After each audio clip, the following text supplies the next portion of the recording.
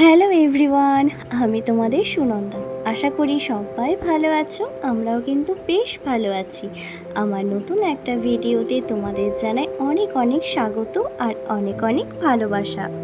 আগের একটা ভিডিওতেই তোমাদেরকে বলেছিলাম আমরা কদিনের জন্য হাওয়া বদলে গিয়েছিলাম কালিম্পং। আর কালিম্পংয়ের ছোট্ট একটা গ্রাম শ্যামলবং, সেখানকারই একটা ছোট হোমস্টে আমরা বুক করেছিলাম, যার নাম তিব্বতান ভ্যালি হোমস্টে। যার দূরত্ব কিন্তু কালিম্পং থেকে মাত্র 28 কিলোমিটার। তো খুবই সুন্দর একটা হোমস্টে। তো তারই ছোট্ট একটা ভিডিও তোমাদের সাথে আজ শেয়ার করছি। পুরো হোমস্টেটার সব রুম আমি তোমাদের সাথে শেয়ার করতে পারছি না, কারণ সব রুম বুক করা ছিল।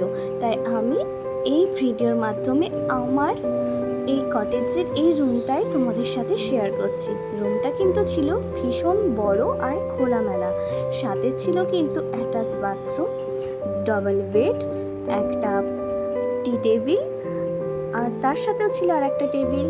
দেওয়ালে ছিল কিন্তু 3টে ছোট্ট ছোট্ট খুব সুন্দর কিউট ওয়ালপেপার, আর ছিল কিন্তু বড় দুখানা জানলা।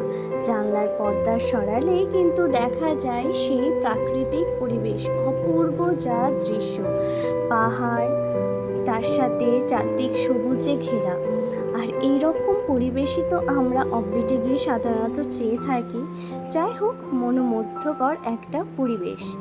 আর ঘরটা কিন্তু ছিল ভীষণ পরিষ্কার। ফ্যান বলতে ছিল কিন্তু একটা স্ট্যান্ড ফ্যান, ওখানে কিন্তু অন্য কোনো ফ্যানের ব্যবস্থা ছিল না। রুমটা তো দেখলেই পুরোটা চাটাইয়ের, বাদবাকি রুমগুলোও তাই চাটাই দিয়ে ডেকোরেট করা। তো আমরা কিন্তু সকাল এই 11টার মধ্যে ওখানে পৌঁছে গিয়েছিলাম। পৌঁছে ফ্রেশ হয়ে স্নান করে বাইরে একটু বেরিয়ে আসলাম। রুম থেকে বেরিয়েই এই বাইরের এই দৃশ্য। সেদিন কিন্তু ভীষণ মেঘলা ছিল, রোদের বংশ কিন্তু একদমই ছিল না। তারপর খাওয়া দাওয়া করে সেখানে কিন্তু একদম বাঙালি ঘরোয়া খাবারের ভীষণ ভালো আয়োজন তারা করে।